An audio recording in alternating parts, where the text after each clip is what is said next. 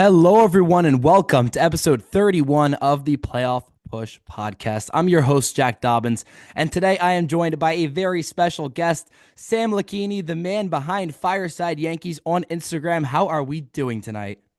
Zach, it's great to be here with you. We're going to talk some Yankees baseball. Happy to be here, and I'm great, man. It's awesome. Spring training is well and fully underway. Fully enjoying all the baseball that we're finally seeing. It's been a really long winter, been really cold, but our national pastime is back. Everybody's back to work for us in the baseball field, especially.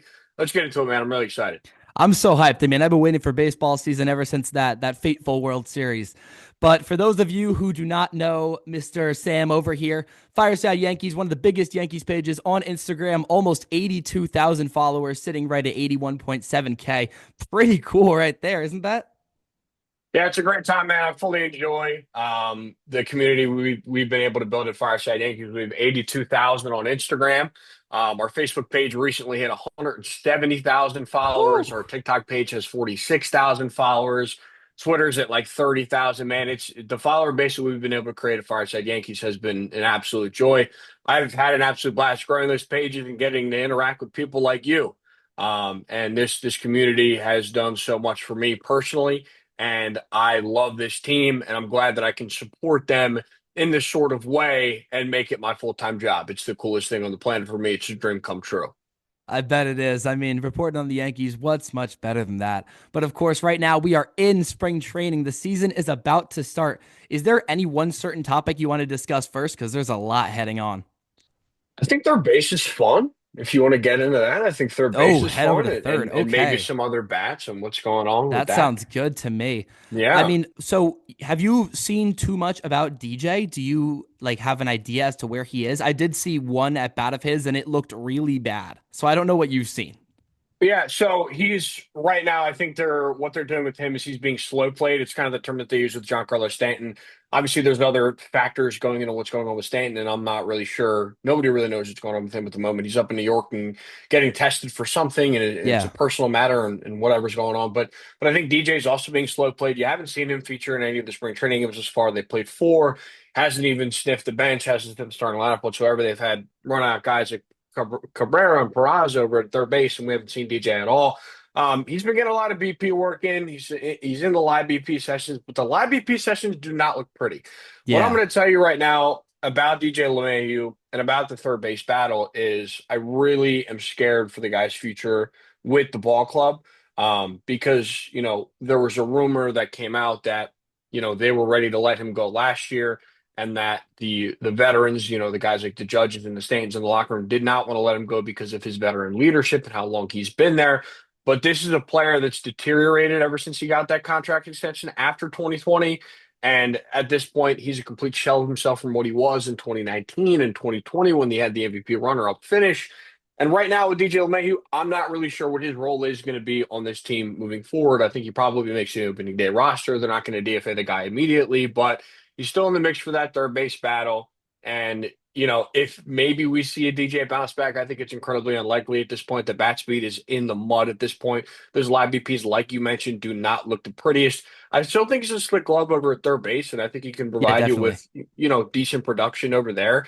And if you have to stuff him there and have him as your nine guy and your lineup's deep enough to the point where it can negate that, I think that's perfectly okay. But right now, I don't have a ton of confidence in DJ LeMahieu going into 2025 and what he can bring to this roster. I think there's so many other pieces that can bring you more production and more value at that premier position at third base.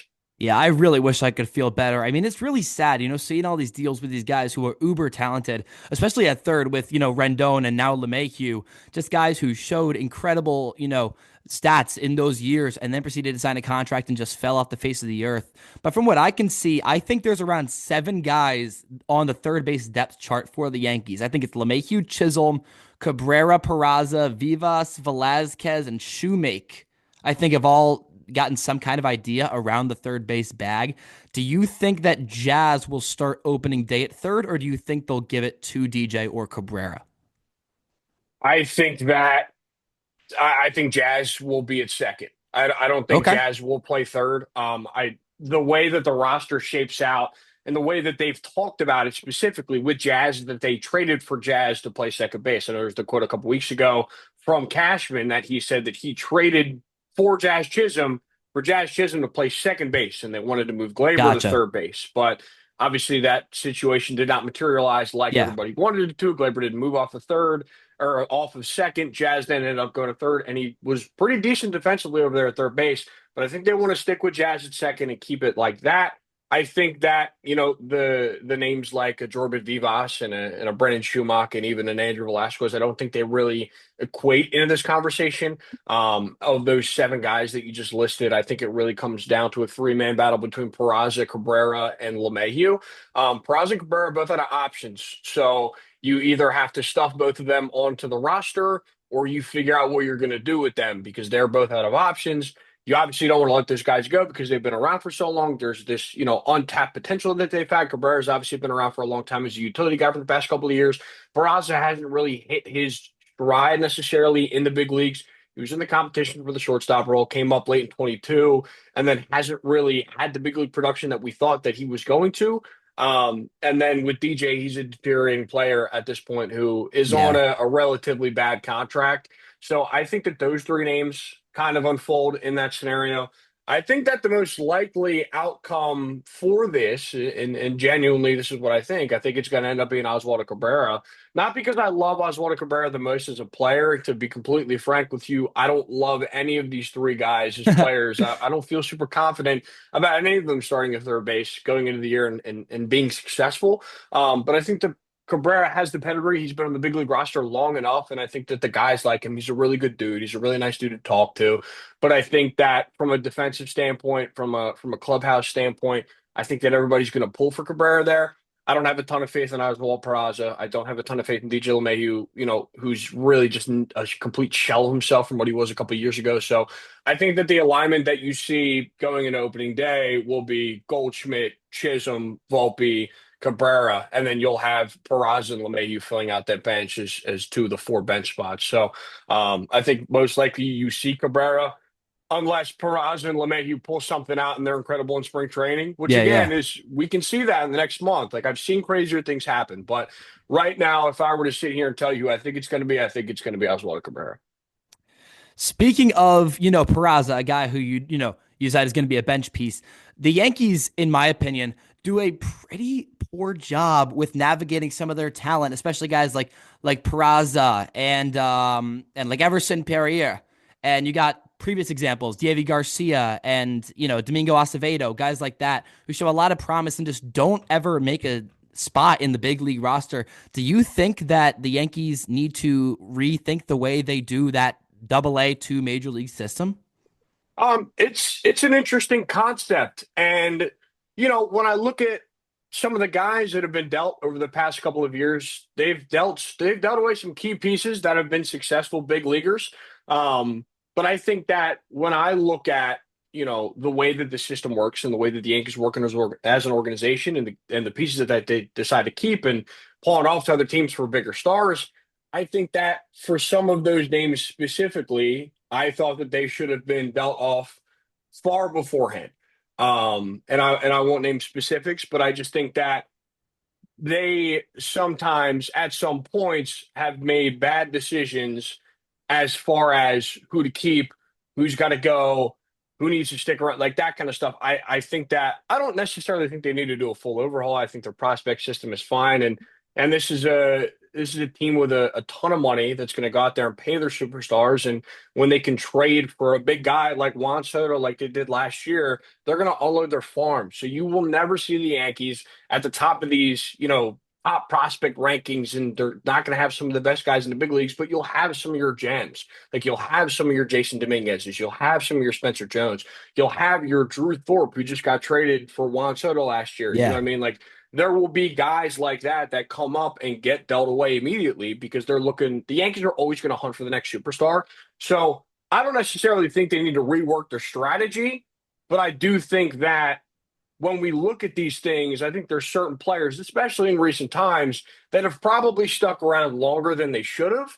And we all know in our heart of hearts aren't going to be legitimate major league players. Exactly. And they're not going to play for the Yankees specifically because this is a different brand of baseball. This is obviously always going to be one of the best teams of baseball because of the money. And you know that these guys are going to make it, so you kind of got to pawn them off when you can. So I just think it's a player to player thing. I think the way they run organizationally is perfectly okay. I just think it's a player for player instance that, maybe they could have done things a little bit better here, in like Yeah, certain totally. spots. So I think they do a great job personally. Gotcha, gotcha. One of those guys who, we called up last year who's getting a lot of eyes looking at him is Ben Rice. Of course, that quote from Greg Joyce of the New York Post saying that he added 10 pounds of muscle and the ball's coming much harder off the bat.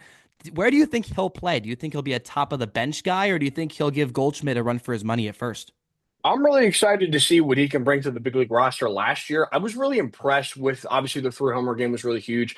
I saw him in Philadelphia when he played and he hit the home run in that big 14-4 win against the Phillies last year, I think I was which there was too. Was really was cool to that the see. Chisholm game where he Yeah, always yeah, homers? yeah. Yeah, I That was was there his too. first That's game. fun. Yeah, I was at that game. It was a lot of fun. It was a really fun night. So I think that Ben Rice on this roster is an incredible fit right now because of what the Yankees need positionally. If he can be a great player, so Goldschmidt's an aging veteran. You give him a one year, $12 million deal.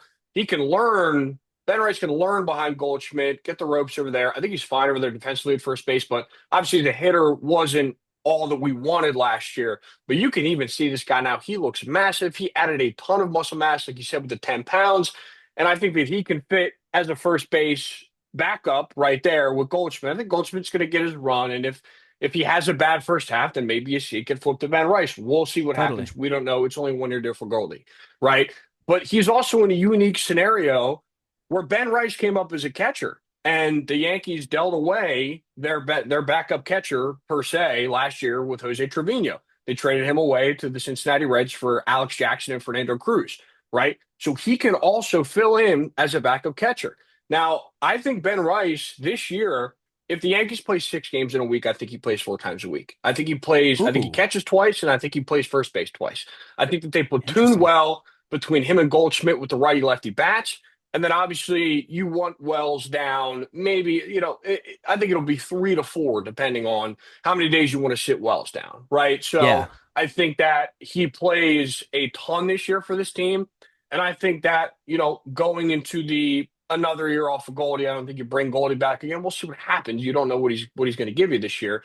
But in a realistic world, I think that, what you want to see is Ben Rice really progresses as a hitter this year. And then you walk into 2026, and that's your first baseman for the next 5 years locked before he even hits free agency. So Exactly. I am very excited for his potential. I love what he's done with his swing this offseason. Obviously, with the more muscle mass brings more power.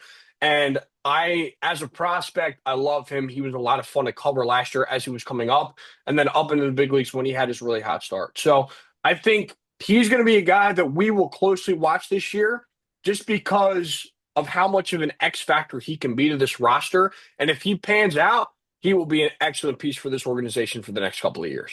I couldn't agree more. I mean, the power's there from that three-homer game. You could tell the power's there, and this muscle mass is definitely going to help. But a follow-up question to that idea about him playing both catcher and first base: do you think that the wear and tear of playing catcher will make him suffer at first more, or do you think that he's built enough as to where it won't be too much of a concern?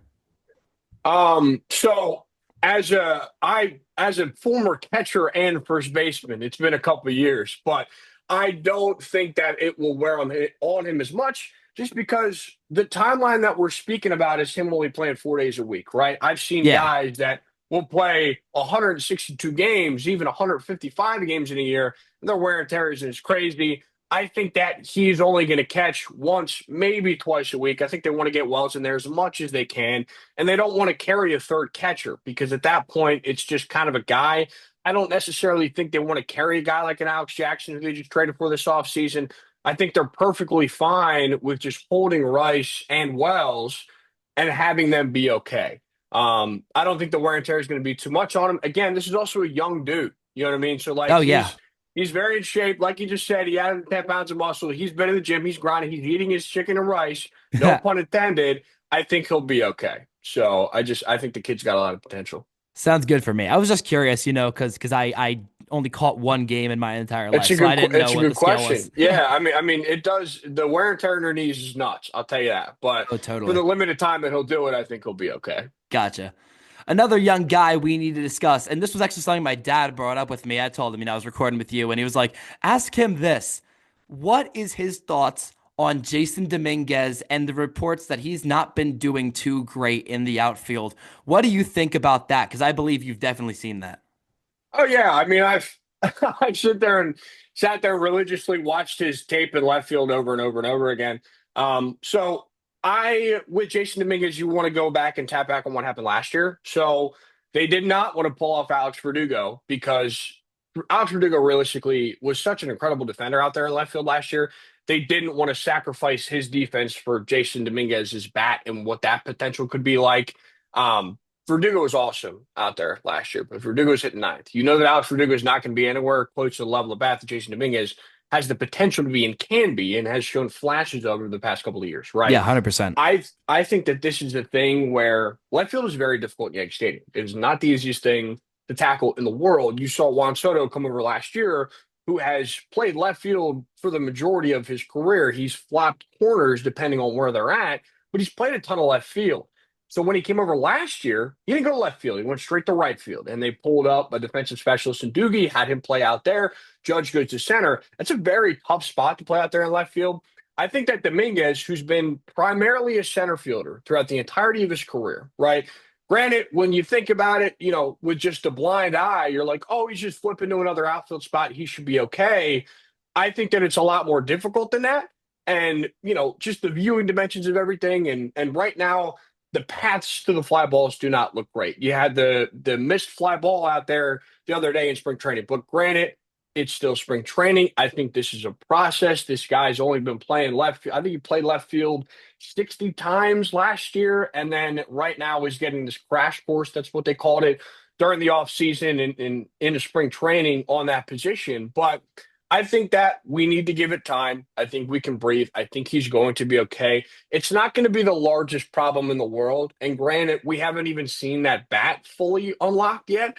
And if Jason Dominguez pulls up and he's giving you 30 seasons and he's Yeah, giving you exactly. average defense in left field, That's fine. I think we're going to be okay. And right now you have an elite defender out there in center field with Cody Bellinger. Aaron Judge, when he plays right field, is an elite defender out there in right field. I don't know how that guy doesn't have a gold glove. I think it's insanity. I hate the I think Dodgers that wall. yeah, don't we all? Yeah, but I think that Dominguez, with the offensive capabilities, will completely overshine what he brings as a defender. I don't worry about him in the long term because I think he's such an incredible athlete, and I think that he's such a young dude. Jason Dominguez is 22 years It's old, and crazy. It like really is. it's nuts. Jason Dominguez is 22 years old, has so much time to grow in this league.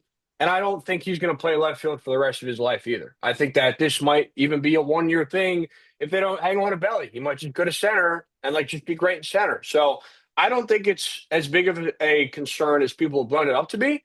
But I think that you still have to monitor the situation and see how it develops in spring training. This is a completely new position for the guy. You know what I mean? So it's completely different. It's why Glaber didn't want to move to third and other players are going to do that. And like it is what it is. That's a whole entirely different, ugly situation. But I would wait and see how the situation develops. Right now, I'm not sweating it again because we have another month of him taking practice fly balls in left field. So when the games don't really count, I'm not too worried about it right now per se.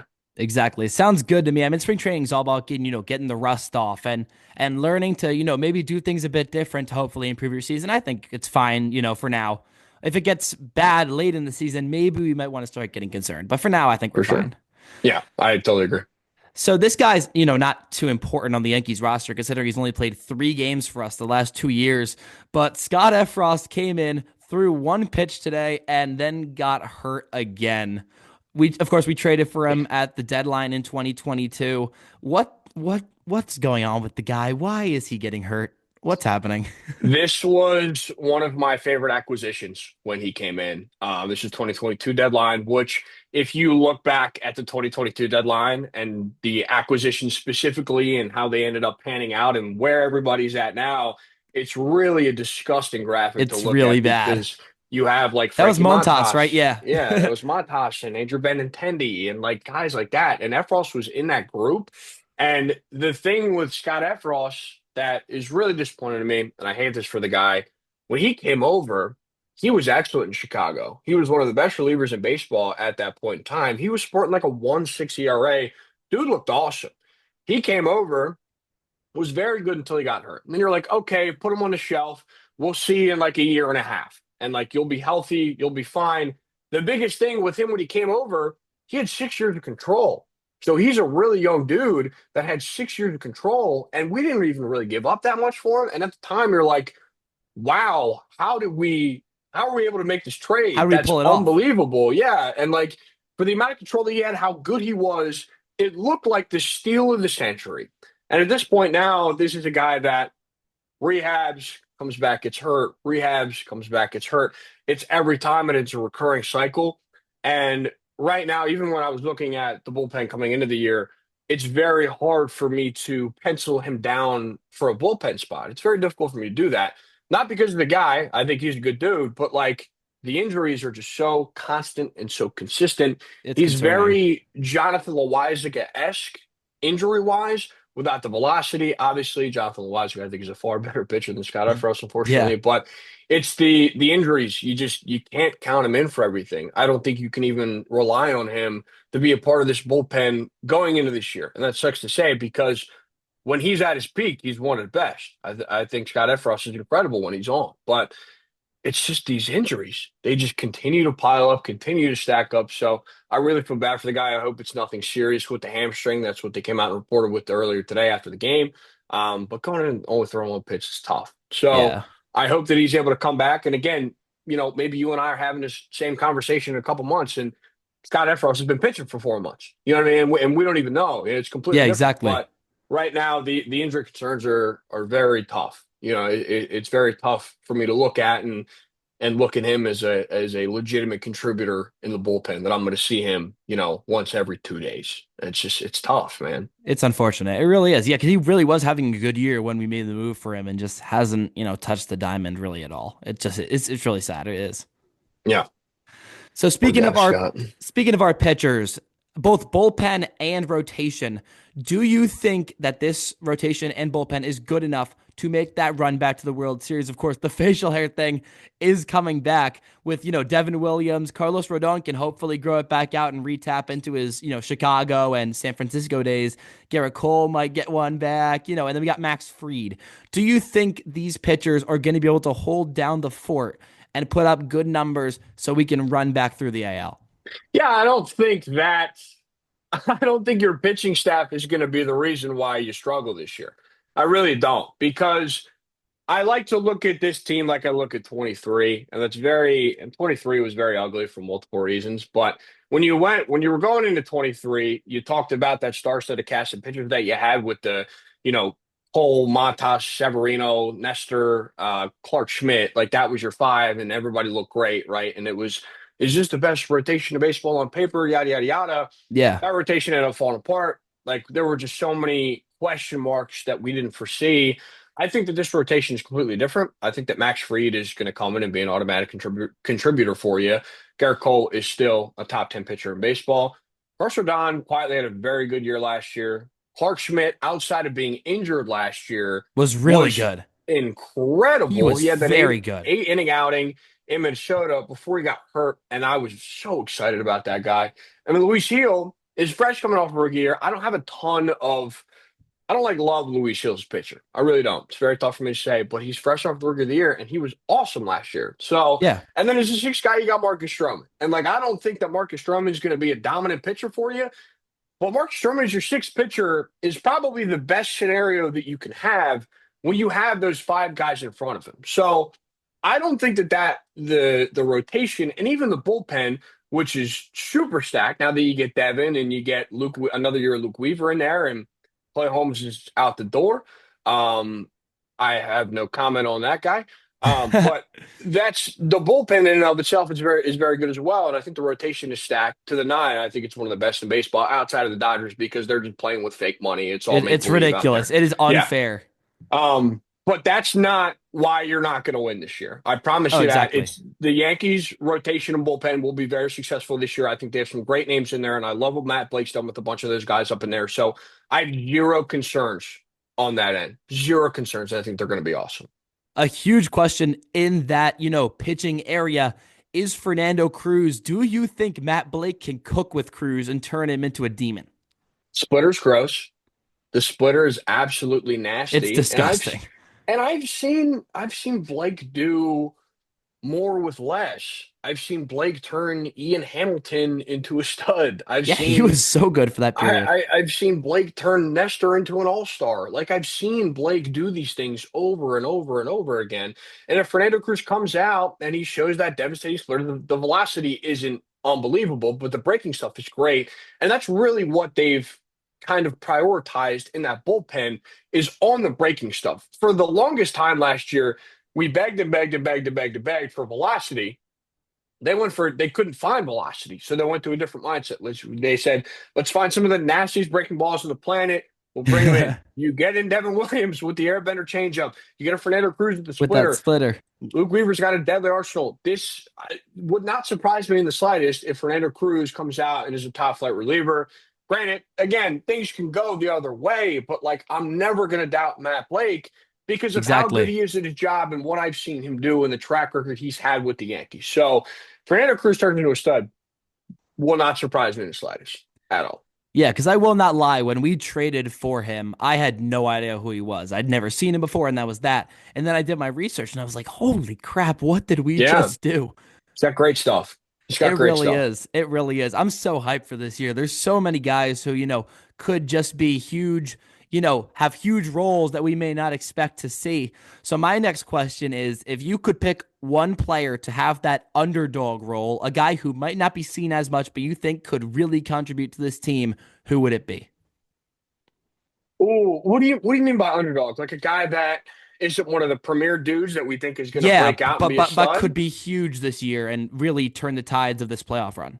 Um, I gotta go with my guy. I love Austin Wells. In the Okay. craziest way, I love Austin Wells, man. I think that, what you were able to see from him last year from a power aspect is the guy that hit cleanup for majority of the year when Stanton went down with the injury and really held a fight in and of itself. Like if you look at his raw numbers from last year, just on a per basis right now, they don't look the prettiest at all. But that last month of him was so ugly and so gross. I think it was like the rookie thing where like you start to wear down. You're not used to playing 162 games a year. Yeah, But exactly. up to that point, he was incredible. He was a 120 WRC plus guy. He was smacking homers left and right. Like, I think that Austin Wells can be such a big contributor. And again, very similar to Ben Rice. I would throw Ben Rice in this conversation as well. That like this is the new crop of Yankees. This is a part of the new group. This is like I don't even want to call them baby bombers because like I think that Yeah. term is so outused, and it's just been talked about so much. It's like But the I think process and like just it's correct, outdated. yeah. I'm sick of talking about it. It's like the worst. I think that Austin Wells can be a legitimate big league contributor and can be a top five catcher in baseball for years to come. He was top five in F4 last year. I think he could probably do it again this year. The strides that he's made defensively are incredible, and can even hold a candle to Jose Trevino, who, granted, is an absolute defensive specialist. I'm not going to sit here and tatter that man's name, but Austin Wells, as a defender, has improved year over year. Now that he's up at the big league ball club, is an amazing hitter as well from the left-handed side. I think he plays that porch very well. So I think that if there's a guy that I really want to see succeed this year, that maybe not a lot of people are talking about, right? It's my guy Austin Wells, and I would like to dabble with Volpe a little bit because I think Volpe Yeah, yeah. maybe it's the Volpe breakout year. We'll see what happens, but I like what he can do as well. That sounds great. I'm a huge Wells believer. I really do enjoy watching the guy play. I think he's the catcher, we needed after that little few years in between Gary and now him. Just a little bit of Yeah, rough at the catcher spot. I think it's good to lock him in though and really get him confident as the catcher of the New York Yankees. my guy, man. That is my guy now. That's one of my dudes. So I'm a big fan of Wallace's game. He's a good guy. Love it. One more thing I noticed from that first spring training game is Will Warren actually pitched well. I was stunned. I was like, wow, this guy actually looked good today. Do you think that he'll, be better this year than he was last year? And do you think he could take over that sixth role from Stroman midseason? Yeah, Will Warren has great stuff. And that's kind of the biggest thing with Will Warren and why we've kind of held on hope with Will Warren is that He has great stuff. Did not look good last year, and that was Yeah, point really blank wasn't basis. pretty. I think that Will Warren would tell you that himself. But we had him on our show last year, and he was a great guy to Oh, talk to. sweet.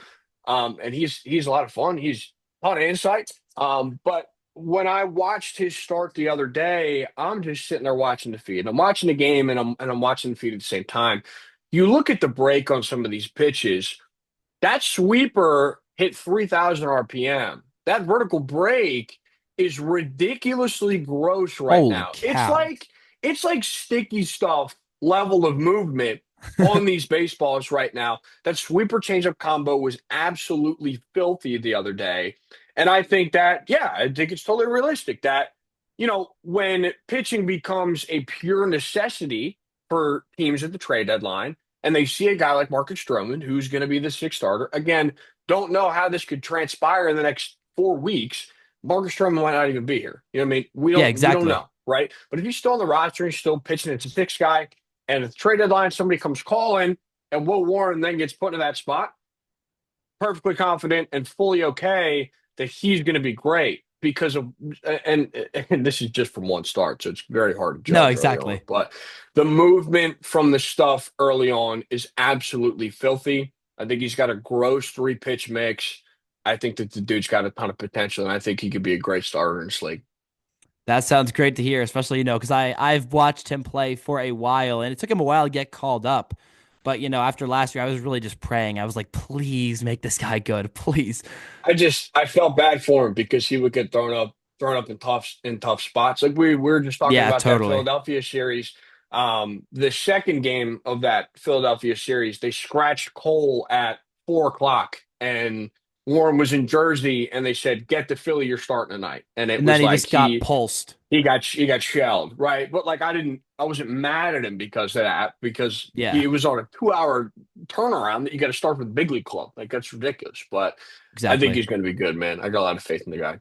That's great to hear. And probably my favorite guy we got this offseason. I have his Cubs jersey in my closet. Actually got it last year. Funny enough, he's a Yankee now. Cody Bellinger. I've seen his swing in spring training. I think it looks really good. What are your thoughts on the way Cody's looking heading into his first season with his dad's old team? I love Belly. I think Belly's going to be incredible. I think I've kind of always admired Belly from afar.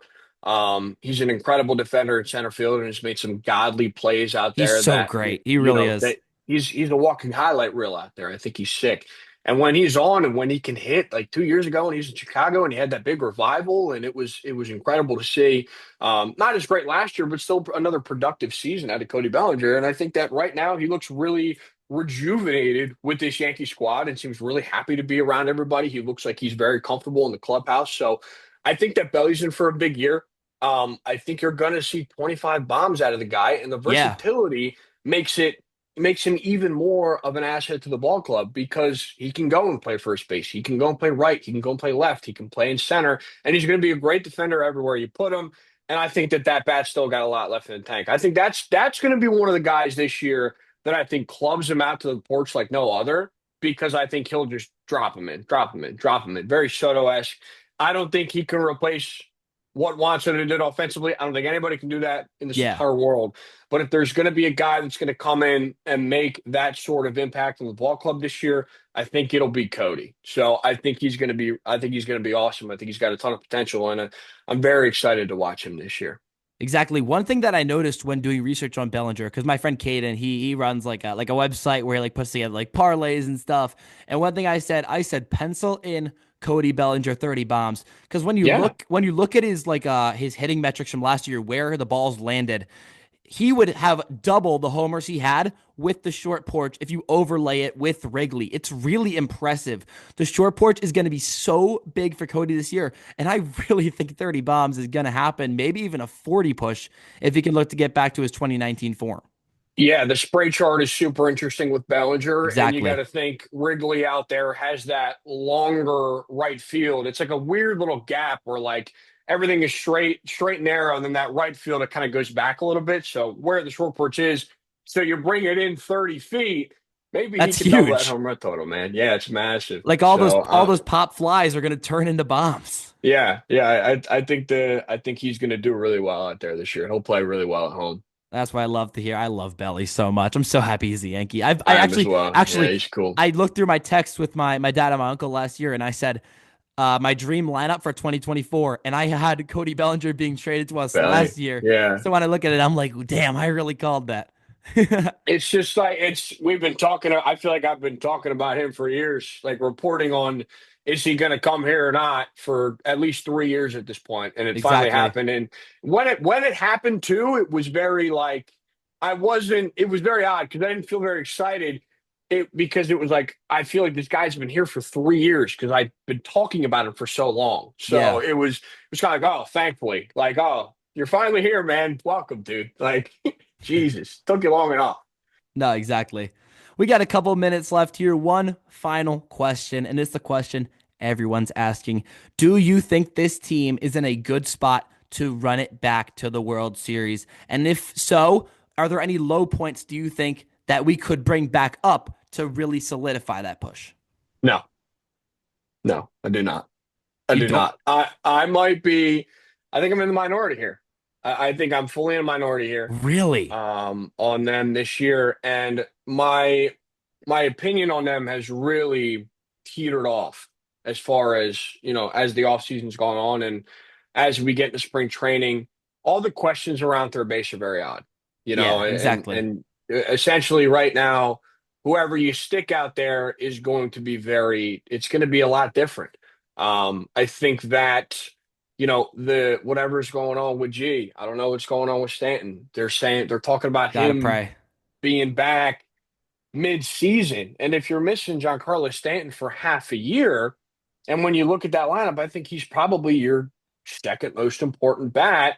I think that you're missing a ton of production, Yeah. and I think that I'm really scared for their offense. Like I kind of alluded to it earlier when we were talking about the rotation. Yeah, yeah. I If they're going to win this year, or if they would lose this year, it would not be on the rotation bullpen. I think it's going to come down to the offense. Gotcha. And I'm really scared about their depth, and I'm really scared if they can hit compared to last year's team. So I think they're going to be very good this year. I still think they're going to win 92 games, but do I think they get back to World Series? I'm not really sure. I'm really just Wow. not. My opinion has really teetered on them as the off season's gone on. I'm scared, and I would love to see them prove me wrong, but right now I don't feel confident in penciling them in as the American League champion. I'm not. I don't even know who's going to come out of the AL. I think that Boston's really good.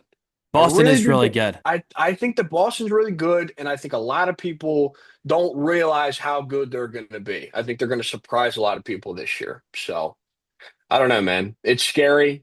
Please prove me wrong. I You totally know? agree. I can't wait to Yeah. see this season and where it takes us. But that's going to be it here from the Playoff Push Podcast, episode 31. Again, Sam, thank you so much for joining me in this episode. It was great having you. Everyone on Instagram, make sure to follow Fireside Yankees, one of the best, if not the best, Yankees page on Instagram. And thank you again for checking in and have a great rest of your night.